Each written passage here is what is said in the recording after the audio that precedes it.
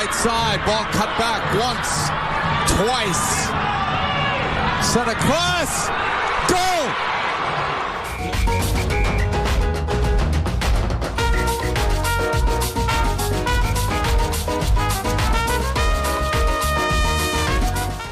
Hey, what's up, everybody, and welcome back to the latest episode of Miami Total Football. We're back in the backyard, and that's because yesterday was the first road game of the 2021 season for Inter Miami, and it was a good road game for Inter Miami. They pulled out a 2-1 win, a stirring comeback to beat the Philadelphia Union at Subaru Park, and it was the Higuain brothers, Gonzalo and Federico Higuain, that pulled off the heroics, a historic heroics, in the thrilling victory.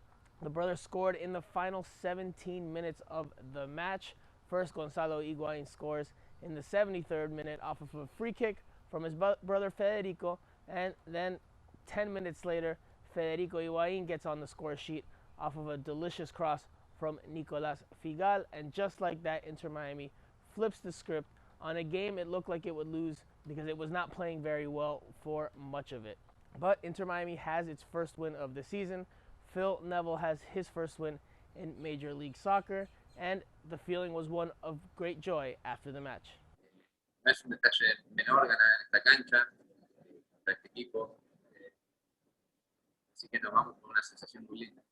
Now, of course, the biggest talking point in this match was obviously the Higuain brothers. They created history. They made history in Major League Soccer by becoming the first set of brothers, the first pair of brothers to score in the same game. Now, Gonzalo Higuain's goal, the equalizer, is notable because of his celebration and because of the context that it comes in.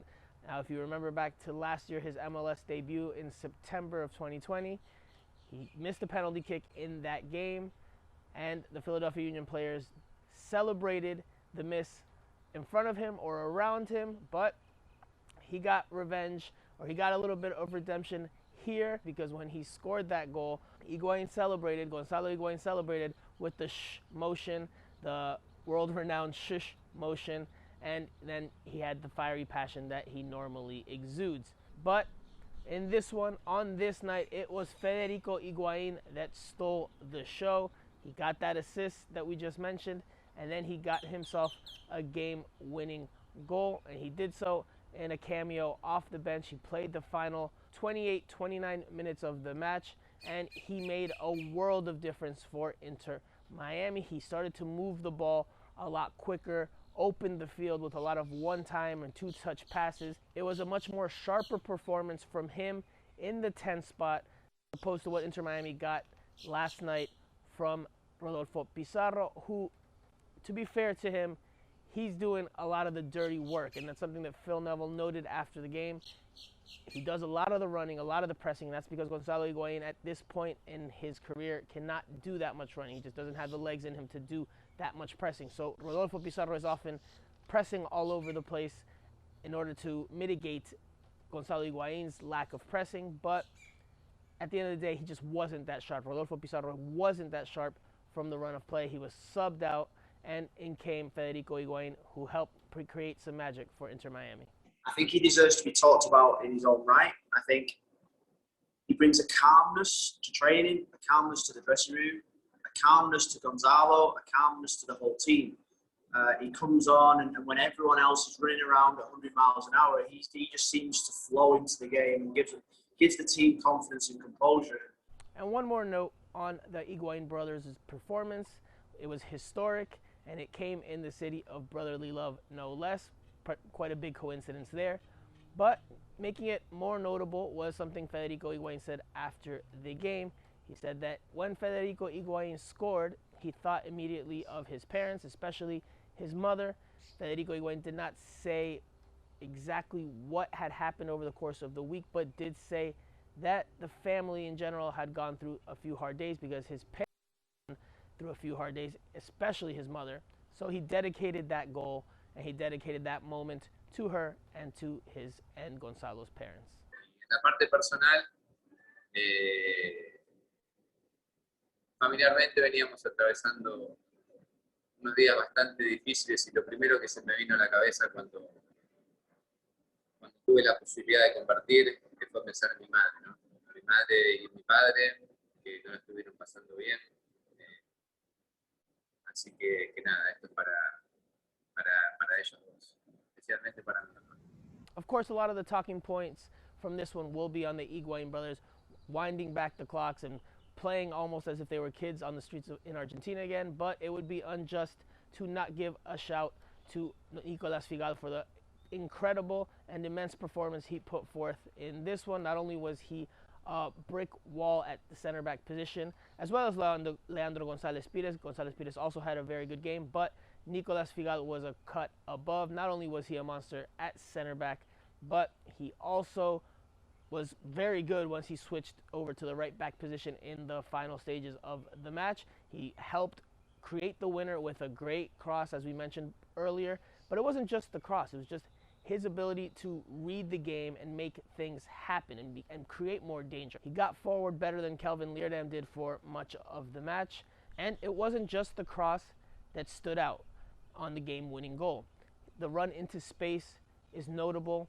The way he cuts back on the defender and patiently waits to pick out his cross was also notable. And then, of course, that sublime pass, that sublime cross to find Federico Higuain for the winner.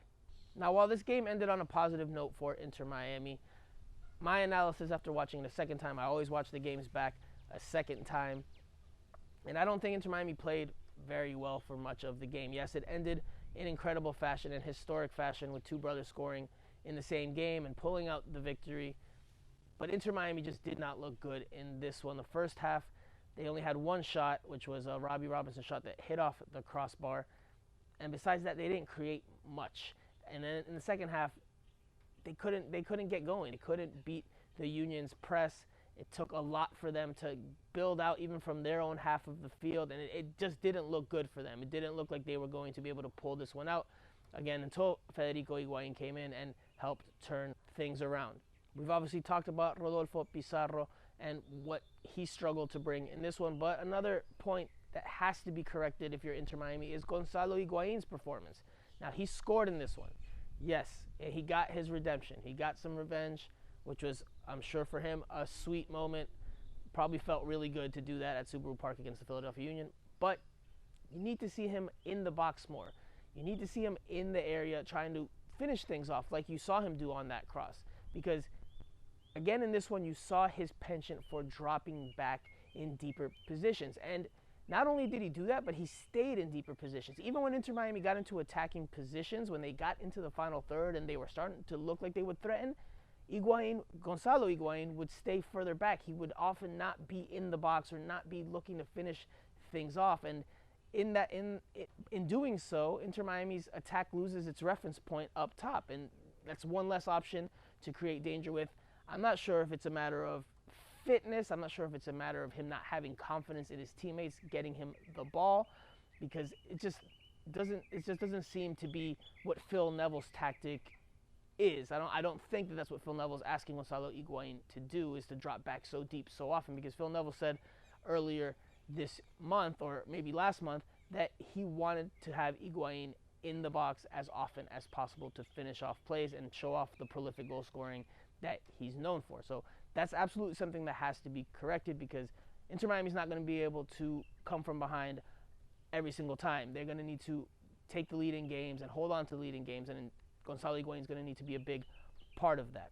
But that about does it for now. What did you think of Inter Miami's stirring 2-1 come from behind win over the Philadelphia Union? Do you agree with me that Gonzalo Higuain needs to find himself in more advanced positions in the final third, or do you think it's fine playing how he plays as long as he scores like he did in this one? Also, did you think Nicolas Figal was as immense as I did? And did you think that, like me, Federico Higuain was the man of the match? Let me know in the comment section below. And as always, don't forget to like, comment, share, and subscribe. I'm Franco Panizo of Miami Total Football. We'll be back throughout the week as we preview the next game, the match against Nashville SC. So make sure you stay locked in to Miami Total Football. But we'll see you guys on the next one.